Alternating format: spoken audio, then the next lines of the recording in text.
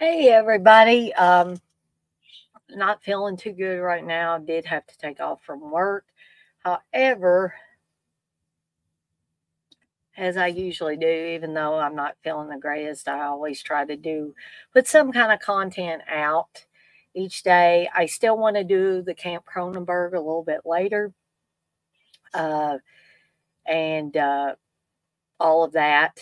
However, I did want to do a quick review of something that I haven't really per se reviewed on my channel.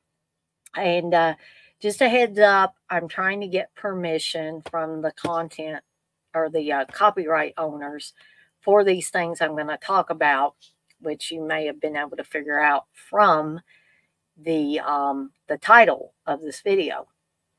And this, of course, isn't a live. This is going to come out, as soon as I can get it uploaded after I'm done. But I'm trying to get permission from the copyright owner or owners to be able to stream these short films that I'm going to be talking about here in just a second, or these sets, as a watch along. Now, I know a lot of you probably don't have these on your person, but me being the huge Evil Dead fan that I am, I ended up purchasing all three. Now, the standard versions, it appears on the website, and I'm going to give you guys that website. I'm going to put it in the description for this video in case there are those of you that feel that you'd like to have these in your collection. They did have deluxe editions at one time that were a little more expensive, but I believe they were signed by like Scott Spiegel and Josh Becker, who's a lot of their short films. Sorry about that. My phone was going off. Who were the copyright owners for a lot of the films. Well, pretty much all of them. Either they were Scott Spiegel or they were Josh Becker. They were the ones heading up these films. And then you would, see Sam Raimi in them. Some of them, some of these guys were quite young when some of these were done.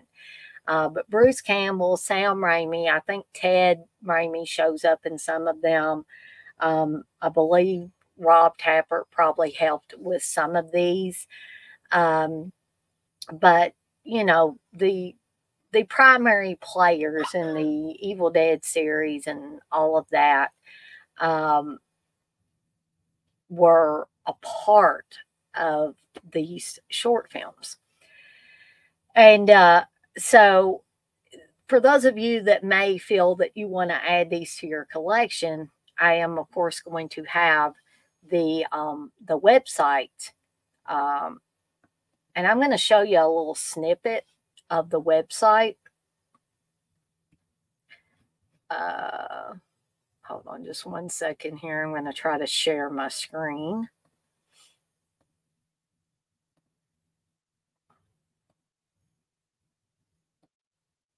So you can kind of see the website. And this website, I think, was put together by both Bill Ward and Scott Spiegel. Again, I'm going to put the www.super8shorts.com website in the description for this video in case you guys would like to actually purchase some of these items. I'm going to make this a little bit bigger because I don't need to be on there. You can see there's the website, of course, right there, super8shorts.com. It says, while many have seen the iconic horror movie The Evil Dead and its sequels, Evil Dead 2 and Army of Darkness, fewer know that its creators and friends had a legacy of Super 8 short films stretching all the way back to their childhood in the late 60s. It's Murder, Within the Woods, The Blind Waiter are among the most prominent examples, but there were nearly 70 shorts made from 1969 onwards. Okay. So on this website, you can purchase official and professionally produced DVD sets directly from the original filmmakers, containing many of the shorts made by Bill Ward, Scott Spiegel, and Josh Becker. Above, you can watch a promo video. So if you actually go to the website, you can watch a promo video or see each DVD set available below. Payments, keep in mind, payments are managed through a PayPal shopping cart, and the shipping is calculated on checkout. Worldwide airmail shipping is $8.50 for one, $12.50 for 2 to 3, and $18 for 4 or more DVDs. Shipping will usually take between 1 to 2 weeks, depending on your location. Now, when I got mine a few years back, I don't think it took too awfully long to get them. And I ordered all 3. So I'm actually going to go into detail with these. So I'm not going to sit here and read all of this stuff. As you can... I don't know if this is scrolling. Yeah, it is scrolling as I'm scrolling. So you can see here that the DVD set 1, the deluxe price was $40. It is sold out, but the standard price is $30 plus shipping. Okay. Set number 2, they only have a standard version, I guess, at this point in time. There was then the standard version price is $40 plus shipping. The third set is $35 plus shipping. So for a little over $100, I was able to get all 3 of these DVDs. And you guys may be thinking, Dana, whoa, that's a lot of money for DVDs. But if you are as huge of a fan of all things Evil Dead, the stuff that all of these guys have done, not only Sam and Bruce and Rob, but Scott Spiegel, Ted, the stuff that Ted showed up in as far as these short films, to me, all of that stuff is iconic for a big fan. Now, your run-of-the-mill fan, they're probably not going to have an interest in this. And they probably wouldn't have an interest in watching a watch-along that I was doing. But for you, fans that are really into all things Evil Dead related, you're probably going to want to purchase these. And so I hope to be able to get permission to stream these DVDs to do a watch along. Again, I'm still waiting for permission from mainly Bill Ward, because he was the one that was most accessible to be able to contact regarding this. And so hopefully I will hear something from him in the near future to know whether yay or nay I can stream those. So I also told him that I would, advertise these DVD sets as well as sort of like a compensation, if they decide to allow me permission to be able to stream these on my channel. So let's get down to brass tacks now and actually talk about each one of these DVD sets. So this is the first one. For anybody that has ever seen Super 8 film, you will be familiar with this little label here, right? The Kodak. Yeah, it's a Kodak label. And I love the way they seem to be homemade. Trying to show you this stuff.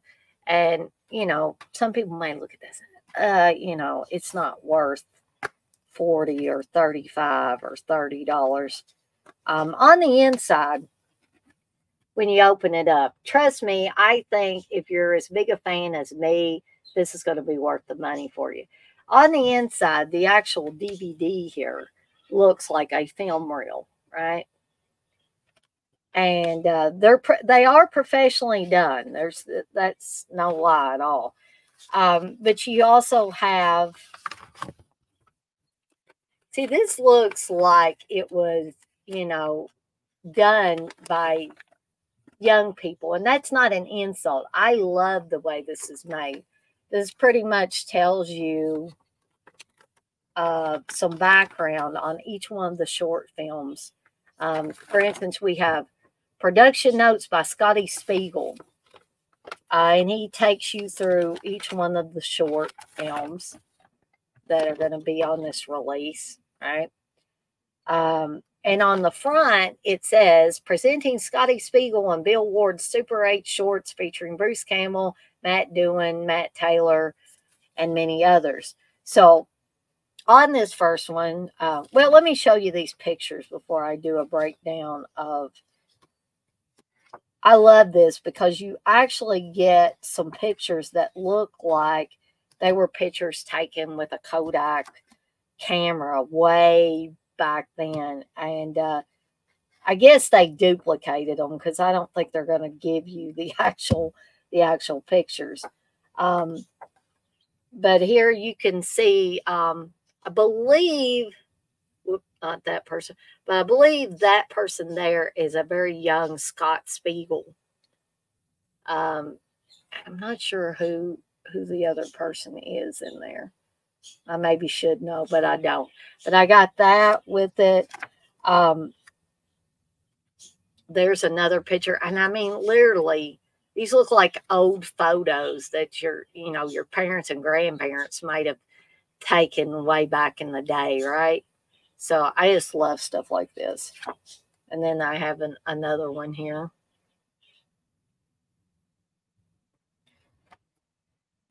And so let's talk about what the content is in this first edition. So hold on one second here. So what we have is Inspector Klutz Saves the Day. This short film was done in 1969. So Bill Ward is a friend of the guys. I think more importantly, he's a buddy of Scott Spiegel's. So Inspector Klutz Saves the Day was shot at Bill Ward's house in April and September of 1969. And Scott says, at first we were all going to chip in and buy the famous Phantom of the Opera unmasking scene on Super 8. Then Bill mentioned he had a Super 8 camera, and Inspector Klutz was born. Weird that we spelled Klutz with a C instead of a K. So I'm not going to go into deep detail about each one of these because I don't want to sit here and bore you guys by reading all this. Not that it's boring, but people would rather, hear me talk about each one of these shorts specifically. So let me just tell you, Scott's favorite gag was when the monster, played by Matt Doohan, wearing a mummy mask, gently touches Dr. Frankenstein, played by Bill Ward, and he goes flying across the room. There was hardly any editing in the film, and most of what we shot was achieved in camera. Okay, so the first thing I want to impress upon you guys, in case you didn't already know this about Super 8 films, they are rough looking, okay? So don't expect, even though the package and the disc and all of that stuff is very professionally done, there's only so much you can do with Super 8 film. So don't be expecting it to be crystal clear, for it not to have any jumps and blips and all that good stuff, okay? Because all this stuff has been painstakingly restored as best they can and put on the disc. So it's not going to be perfect. But all of these films on all of these sets are a real eye-opener. They let you peek inside these filmmakers at an early age. you know, not only Scott Spiegel and Josh Becker, but also Sam Raimi. Because Sam Raimi acted and did other things behind the camera in a lot of these films. Bruce Campbell, the same. So you were actually seeing the fledgling abilities of these guys before they actually made things like The Evil Dead, okay? So Pies and Guys, that one was from 1971. That was their first Three Stooges style comedy, and this was shot at Scott Spiegel's house in June of 1971. You get the Three Stooges hello, hello, hello thing. For those of you that remember watching the Three Stooges, you remember that hello opening that they did. That's the credits from 1957 to 59. So they had no script for this one. And so they rehearsed a few times and then they just jumped in there and went for it. You know, that's kids, that's young people. So you can see Bill doing some of Curly's classic snapping the finger stick, and Scott accidentally slipped on a pie and fell over for real, so you get to see that. They could only afford 2 full banquet cream pies, so they loaded up buying Hostess fruit pies at 15 cents each.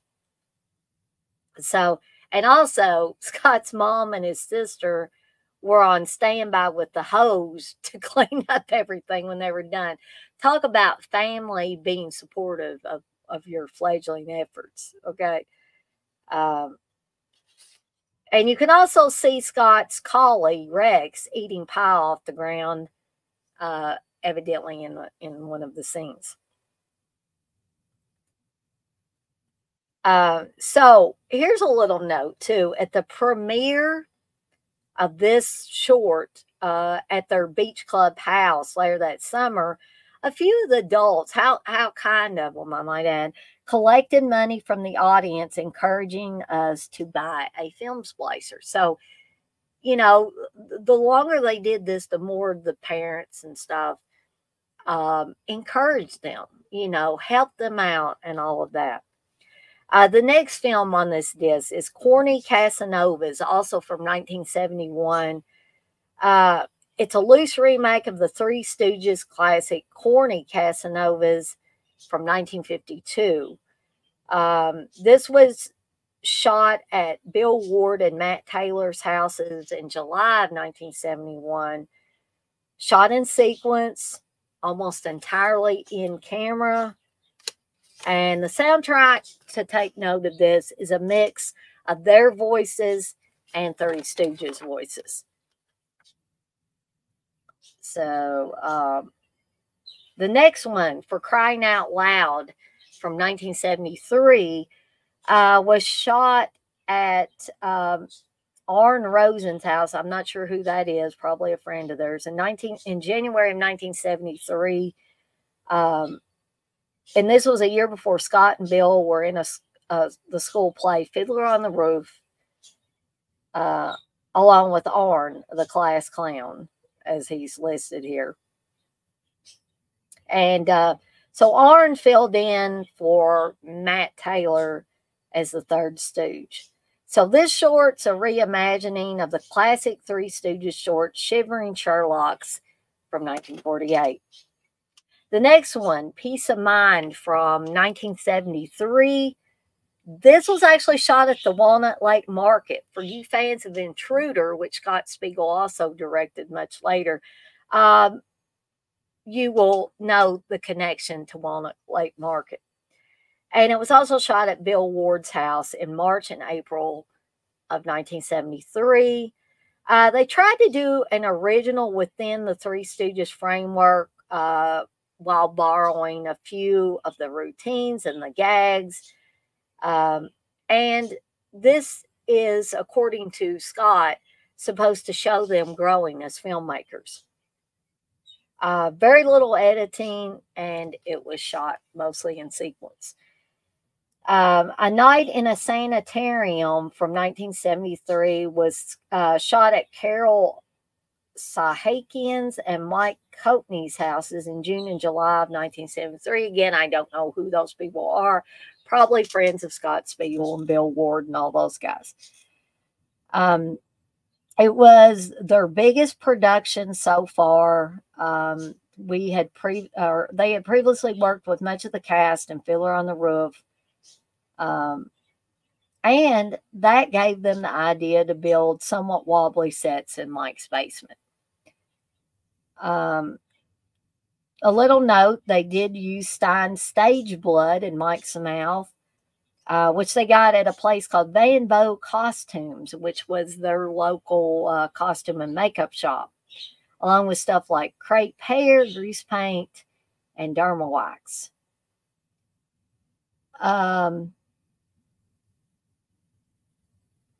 Bruce Campbell, take note of this, Bruce Campbell was so impressed he agreed to co-star in our later short, Three Smart Saps, in 1973.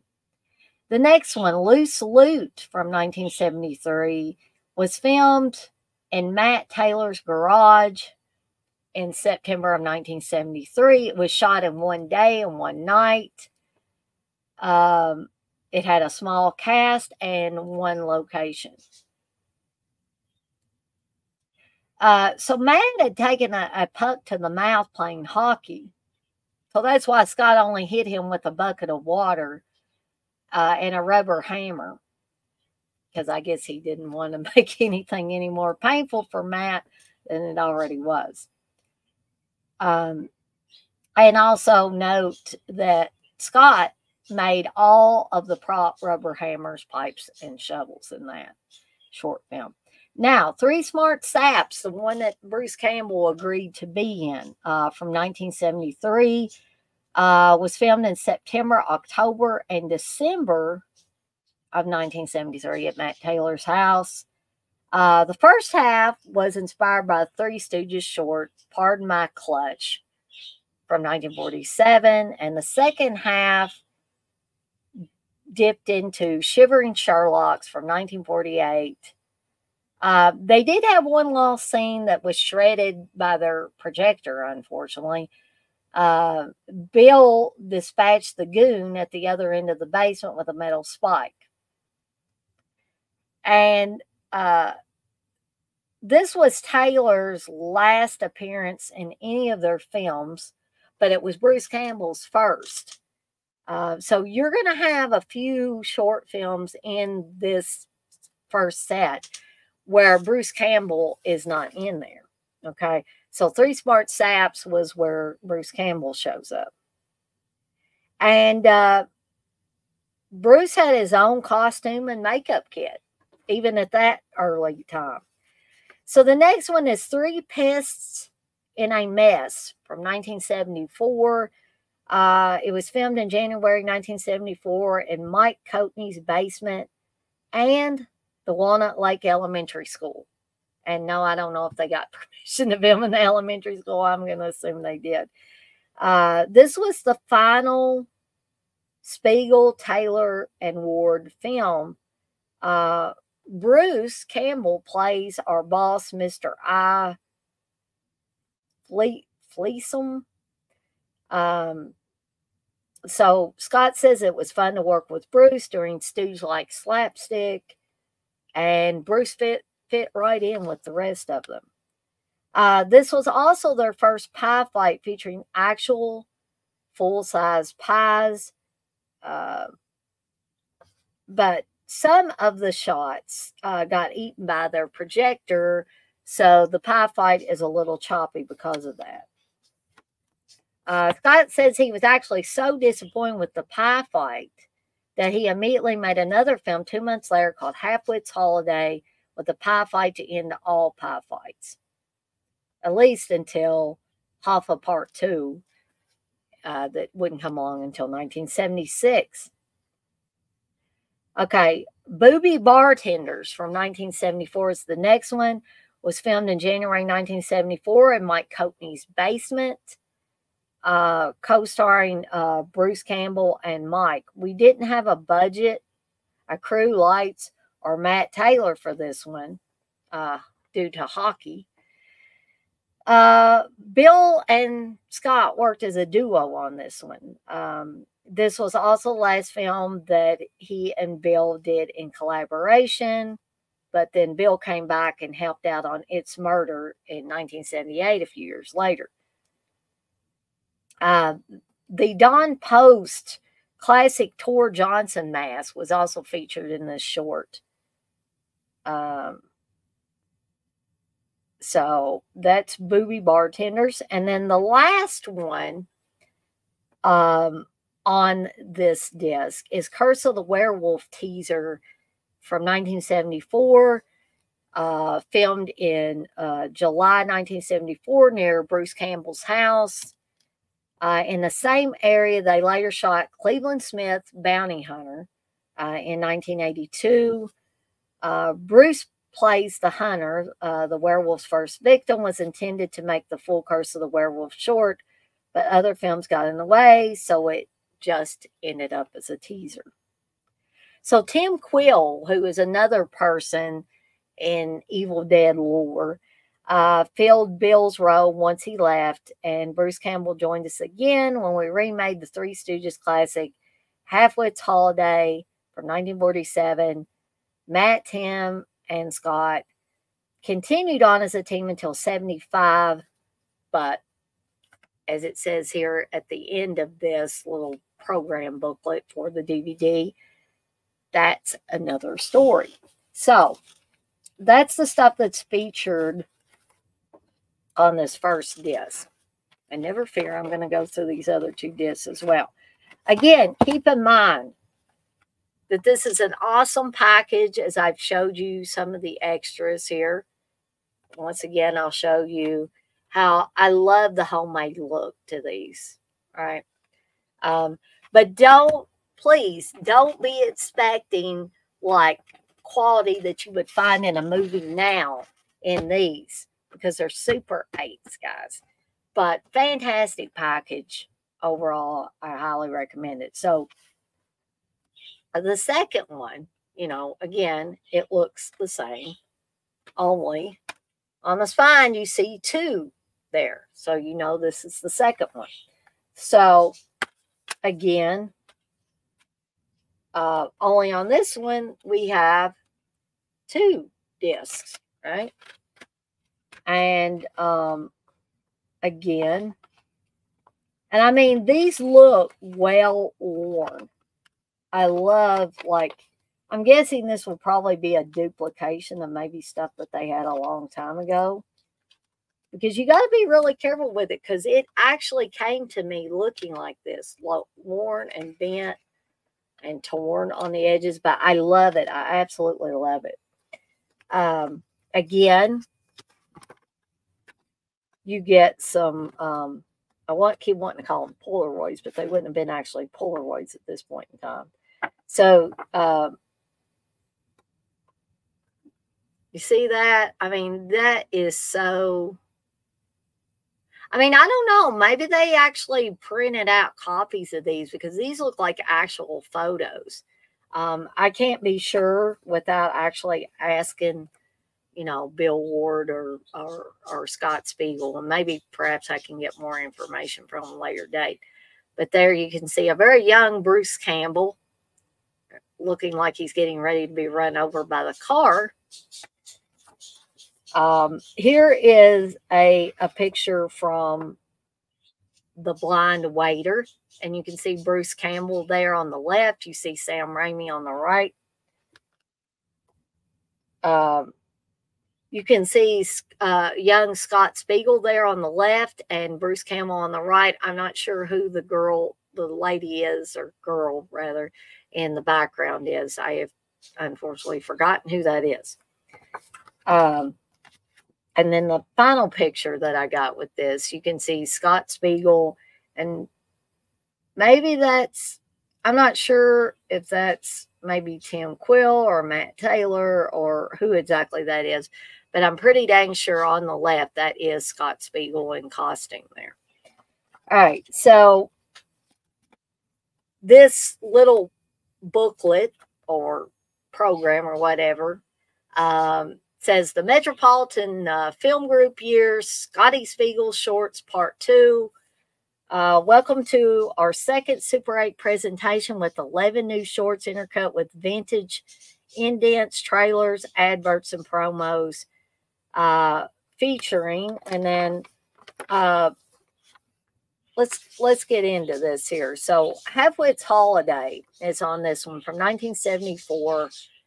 It's a Super 8 remake of the classic Three Stooges pie fight flick, Halfwit's Holiday from 1947, shot silent with an original Stooges soundtrack on tape.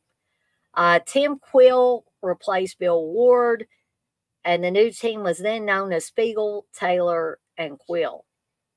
Scott was so disappointed, as I pointed out in the first disc. He was so disappointed with the pie fight and Three Pests and a Mess from 74 that he had to remake the ultimate Three Stooges pie fight classic. So Scott remembers showing up with the banquet cream pies for the big pie fight and seeing Bruce Campbell in makeup and costume in the Emil Sitka role as Sappington the butler. Tom Williams, Tim Quill, Matt Taylor, Sue Diesel, Dave Sedestrom, Ike Turner, and the other cast members ready to go.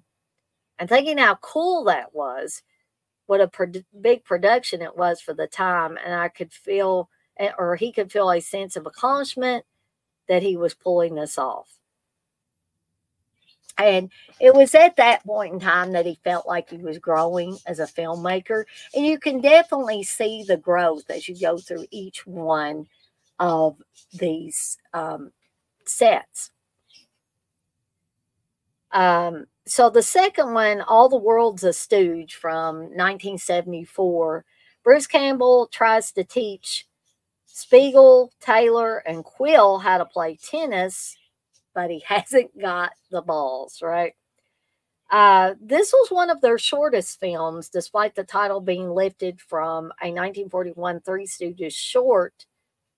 This was actually their first non-Stooge Spiegel, Taylor, and Quill short.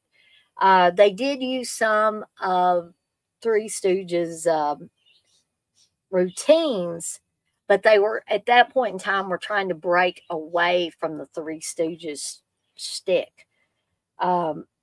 Bruce Campbell, of course, gets all the laughs, playing three different characters. He plays a con man, a gardener, and a tennis instructor.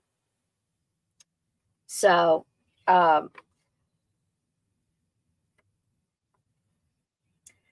next one is getting kind of warm back here, so I wore the hat for a while, guys. Going to have to take it off for a while. So the next one is No Doughboys from 1974. So they once again used a Three Stooges title along with a simple storyline. Spiegel, Taylor, and Quill get jobs. They get fired. They get chased. Get beaten. This was actually Sam Raimi's acting debut. Ironically, fake shimping for unavailable actor Dave Sedestrom. So you will see Sam Raimi shimping his heart out in this one. So if you were waiting for Sam Raimi, you're going to get him at this point. Sam dives over some hedges. He tackles Matt Taylor. They roll on the ground fighting. So Scott remembers Sam telling him how Matt told him he didn't need to be so rough. But as we fans of the Evil Dead movies know, Bruce Campbell and other people have constantly talked about how Sam tortured them when making films. So he started out early, right? He started out as early as 1974 with his brand of torture. So Tim Quill and Bruce Campbell really let loose in Walnut Lake Market. They're slipping and sliding on the slippery floor is classic comedy. And it is. I mean, Steve wasn't a big fan of this stuff. I tried to get him to watch some of these, to be totally honest. and he was not really a big fan. But also, he likes the Evil Dead movies, but I don't think he's like as big of a fan or big of a mark as I am. So, we're probably going to have some people that's like, no, that's not my thing. And even if I had a watch along, they probably wouldn't be interested. But I think there's certain people that their curiosity would get them in the end, and they wouldn't be able to at least try checking some of these out. Because, even if you're a medium fan, I think you would have some kind of, you'd be curious about at least some of these, okay? These are a lot of fun. These shorts, I laughed and laughed and laughed. And I think part of it has to do is that I'm such a fan of these guys and their work and all of that. But the other thing is because it simply is funny. You get to see early stuff of Bruce Campbell, Sam Raimi, Scott Spiegel, Tim Quill, all of these guys, getting their feet wet and showing off their talents even at that early stage. So I don't know who really could resist checking at least some of these things out. So the next one, The Singing Nuts from 1974. This was a comical take on the title of the 1966 Debbie Reynolds film, The Singing Nun. This was their only musical and the first movie they shot at Sam Raimi's house, as well as the music room at Wiley E. Groves High School, where they were students at that time. It stars Scott Spiegel, Matt Taylor, and Tim Quill as music teachers. So Bruce Campbell gets all the laughs, tap dancing, and playing a huge double bass fiddle like guitar. And again, it is fun and funny. So the next one is I'll Never Heal Again from 1975.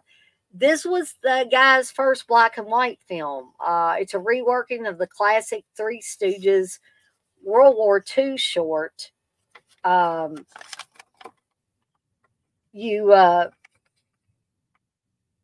Nazi Spy from 1940. This was the last short with Scott Spiegel, Matt Taylor, and Tim Quill as 18. It also stars Bruce Campbell, Sam Raimi, and Douglas Seals, who I'm assuming was another buddy of theirs. So finding black and white Super 8 film stock in January of 1975 was tough, according to Scott Spiegel.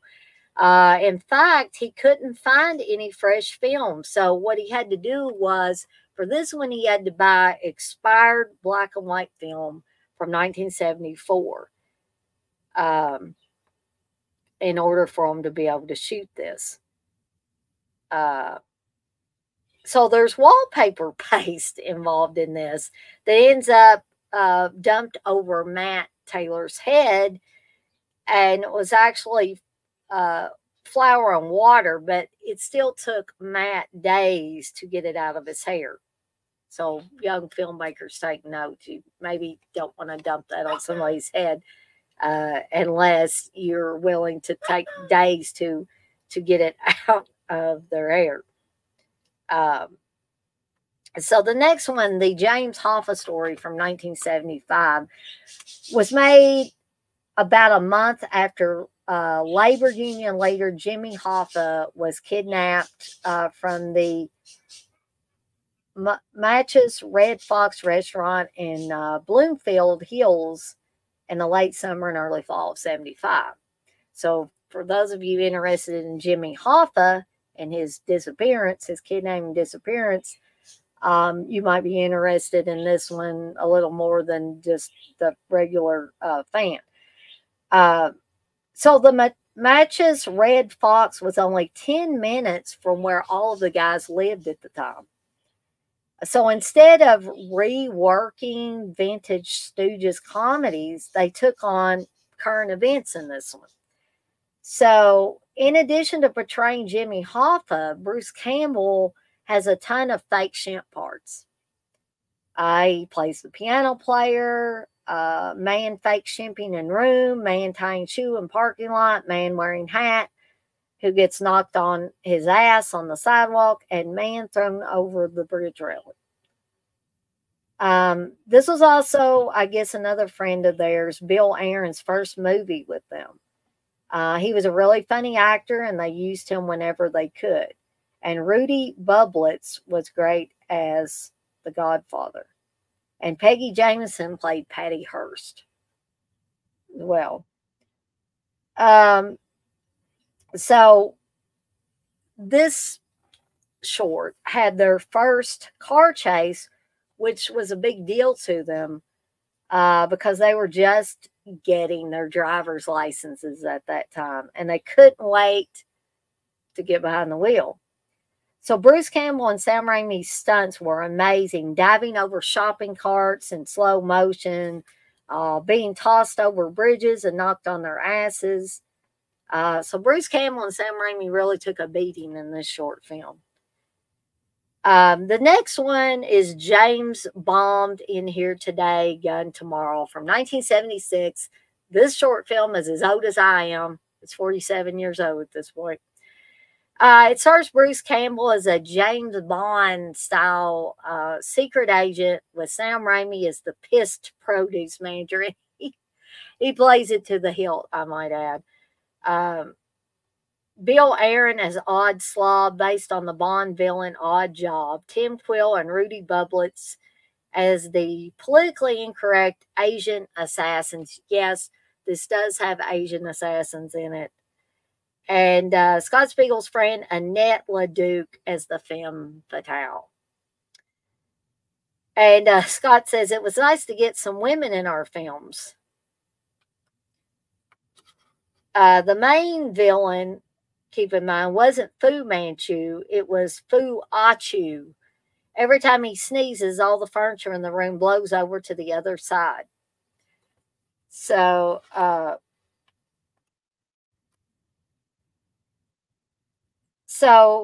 they shot a scene. One last thing I want to say about this. So they shot a scene in the snow where Bruce Campbell was driving Mike's dad's new 1976 Ford Maverick, a brand new car. As Mike was filming, Bruce slid on the icy road and the car slammed right into a brick wall. And Scott says, at least we got it on film.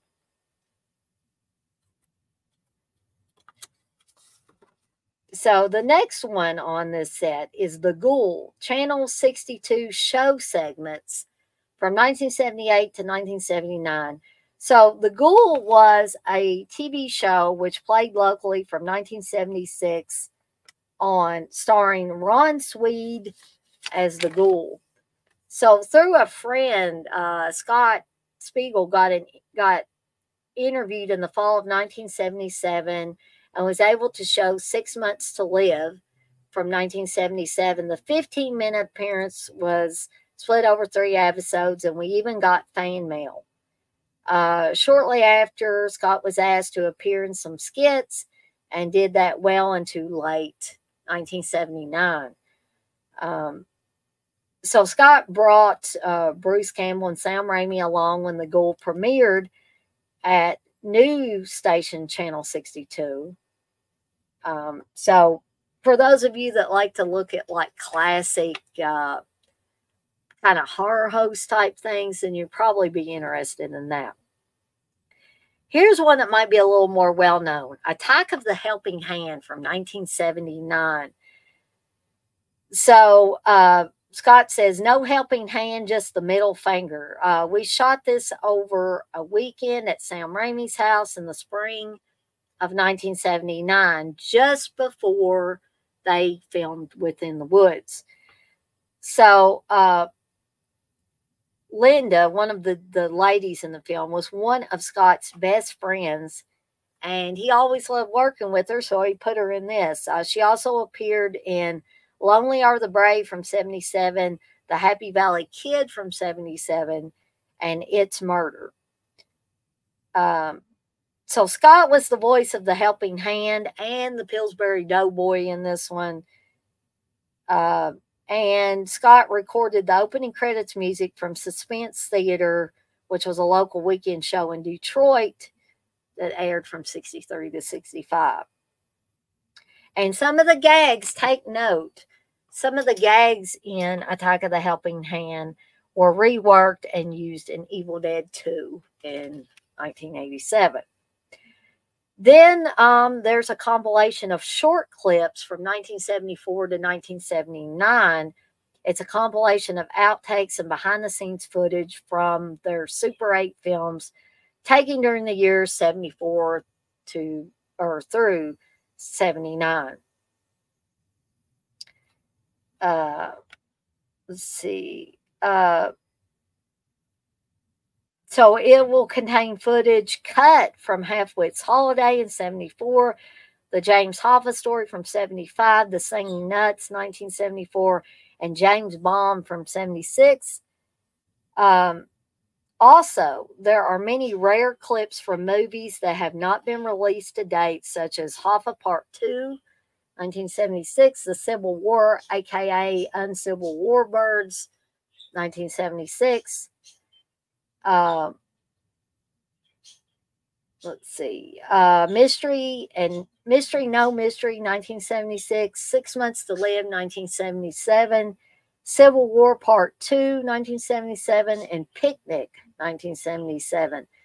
The only footage from their lost film, You Nazi Spy, is featured here.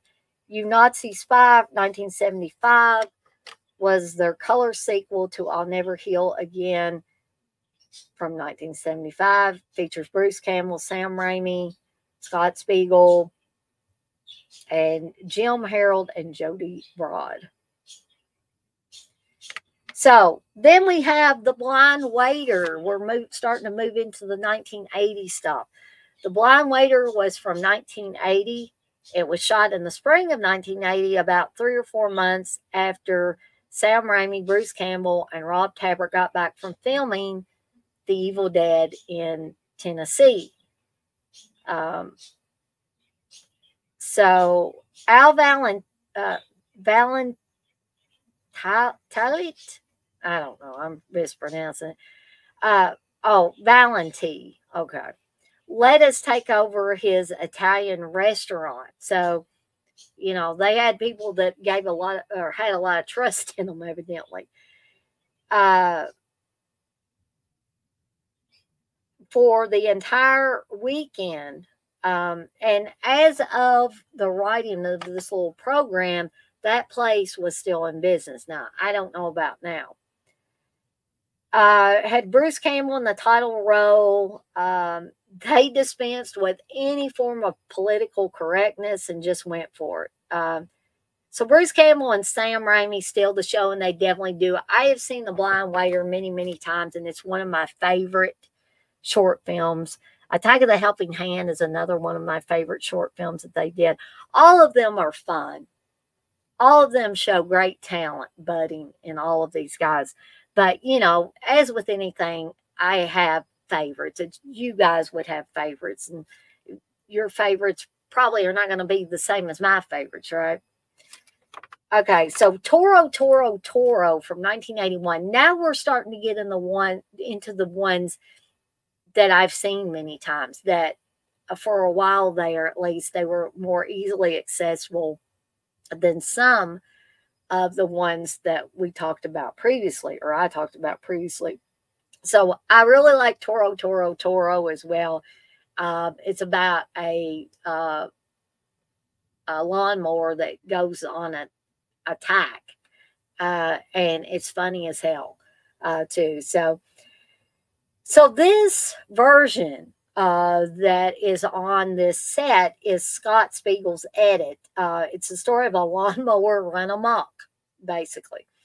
The title is a play on the brand of lawnmower Toro, crossed with the 70s epic entitled Tora, Tora, Tora. So this edit is different to the regular version that you may have seen. So Scott cut out the gags that he didn't like. So favorite bits include the lawnmower knocking Scott into the sky, then him landing on the spiked fence, crotch first. It's hilarious, trust me. Being dragged along and hitting his head. I apologize. I do not know why my dear husband is waiting for the dog.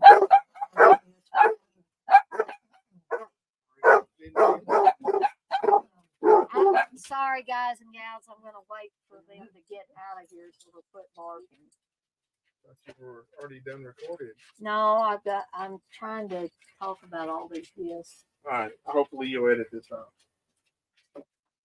Well, I don't think people mind seeing a couple seconds of me talking, but anyway.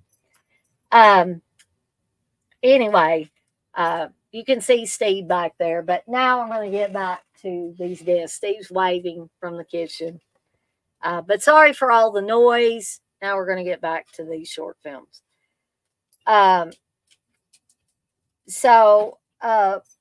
Moving on to Cleveland Smith Bounty Hunter, which is another one of my favorites and probably another one that people that have watched any of these short films would be more familiar with. So this is actually the producer's cut of Cleveland Smith Bounty Hunter, filmed in 1982. It was only the second movie that Scott had made in black and white. So it's a parody, of course, of Raiders of the Lost Ark from 1981. And it stars Bruce Campbell as a poor man's Indiana Jones. And it features a native, and trust me, this stuff's hilarious too. I'm laughing just thinking about it. Features a native who drives a Cadillac, and Sam Raimi plays a Nazi in it. So Bart Pierce, that's another name that you will remember from the Evil Dead lore. He did the special effects. Bruce Campbell's co-star, Cheryl Guttridge, also appeared in both Stryker's War in 1980 and The Evil Dead in 1983. And I can tell you where Cheryl Guttridge is in The Evil Dead. The scene where Bruce's or Ash has had to take his girlfriend outside after she's possessed and essentially turned into a Deadite and has to behead her and stuff. I believe where the head is still moving around like that. I believe that is Cheryl Guttridge and not Betsy Baker in that part. So, and she was also in Thou Shalt Not Kill, except in 85 which was an extension of Stryker's War. Okay.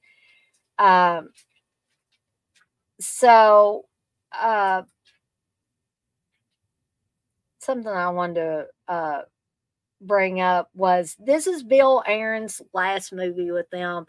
Again, I'm assuming Bill Aaron was a friend. The giant boulder that rose over Bruce Campbell is actually a globe borrowed from a commercial, and the quicksand that Bruce Campbell gets stuck in was really a small pond across the street from his house. So they used anything and everything around their houses.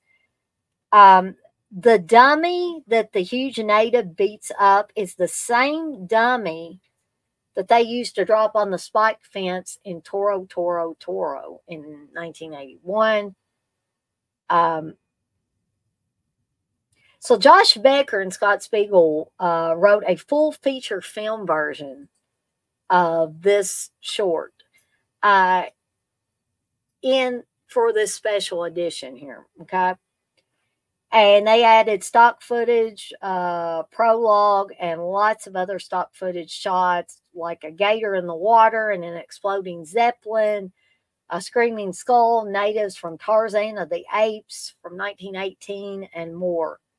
And also, take note, Greg Nicotero mistakenly once called it Cleveland Jones, which I actually think is a better, or what Scott thought is a better title.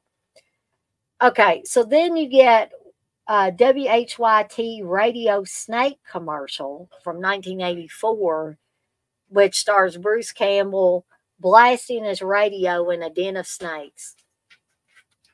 And the only thing keeping them from attacking him was the music of Detroit rock station WHYT.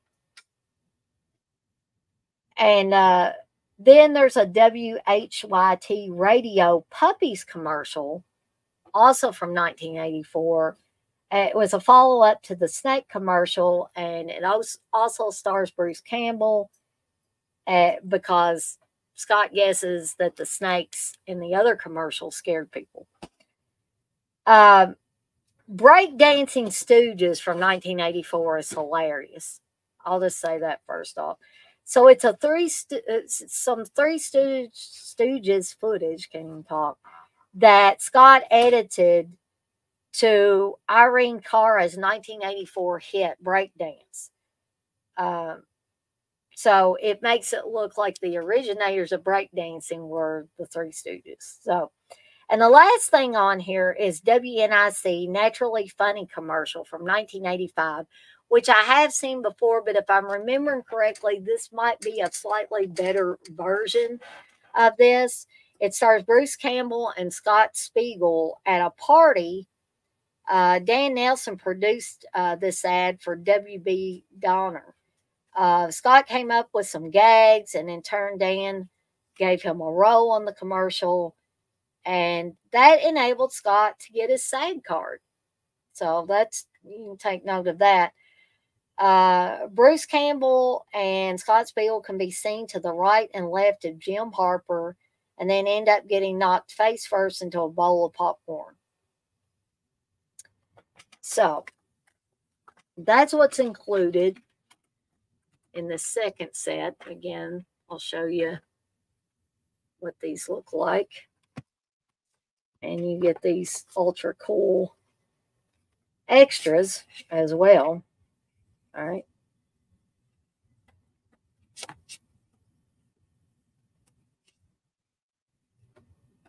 Sorry, I'm taking the time to put these things back in here.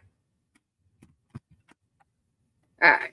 So the last one I want to talk about, I did not know it was going to take me an hour to talk about these, but this is, of course, it looks the same as the others, only you've got a number 3 on the spine. Again, you have 2, not 1, but 2 discs. That's why these were a little more expensive. This actually says Josh Becker shorts. So these are some of Josh Becker's things. Once again, we get photos. We get a heck of a lot of photos in here. So there's a young Bruce Campbell there. I think that's Josh Becker there.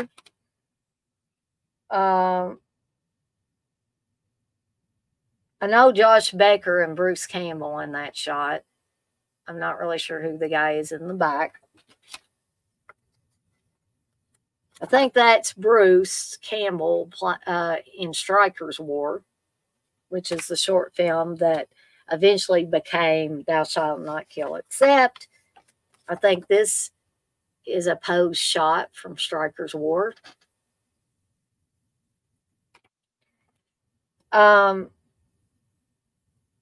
I'm not sure if this was taken around the time of Evil Dead, but you can see a very young Ted Raimi there in the foreground. I believe that's Josh Becker in the background there. There's a shot, obviously, in the snow. And there is Josh Baker and Sam Raimi, very young Sam Raimi. And you can see on the marquee behind them, it actually says Book of the Dead, which was the original title of The Evil Dead. So, you know, you get a ton of extra pictures with this set. You don't have a full booklet, but you do have a very lovingly worn looking page that says Josh Baker Shorts.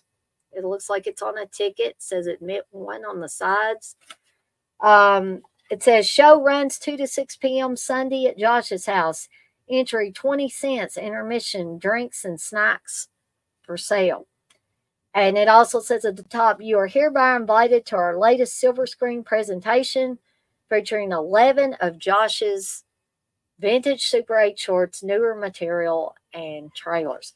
So we don't have as much of a description, but trust me, these are no less entertaining than the Scott Spiegel stuff. It's all entertaining. So the first thing is Public Enemy Revisited from 1971, only 8 minutes long. Guys, this is, I mean, even if you're only marginally interested, watching these things is not going to take a big part out of your day. Additional footage, 1971, 2 minutes. Oedipus Rex from 1972, 6 minutes. Super Student, 1972, 9 minutes. The Case of the Topanga Pearl, 1976, 6 minutes. Again, that one's as old as I am. The Final Round from 1977. This is a little more on the longer side, but it's only 27 minutes. Acting and Reacting, 1978, 22 minutes. Holding It from 1978, 20 minutes. The Blind Waiter, 1980, 18 minutes. And I think this is probably the original Blind Waiter. Strikers War, 1980, 49 minutes. So for those of you that always wanted to see Strikers War, which is the precursor to Thou Shalt Not Kill Except, here's your chance to watch it. Toro, 1981, 7 minutes. I'm assuming, I'm trying to recall if that's the original version, but I think it is. Cleveland Smith, Bounty Hunter, 1982, 9 minutes. Again, I'm assuming that that is the original cut. Spine Chillers, they're Spine Chillers, and we've got Sorry I Couldn't Make It from 2013. So that's way, way later. 15 minutes. Are You On Your Way? Also from 2013, which is 8 minutes. Estate Sale from 2014, which is 14 minutes. And then trailers. Thou Shalt Not Kill Except trailer from 1985. And If I Had a Hammer trailer from 1999. And those are going to comprise a total of 5 minutes. Again, I can't even begin to impress upon you guys and gals that are watching this how fantastic of a set these things are. And it's like Pringles potato chips, in my opinion. You know how they say you can't eat just one? We can't just watch just one of these, okay? So I'm not saying go out and spend $30, $35, $40 on each one of these sets.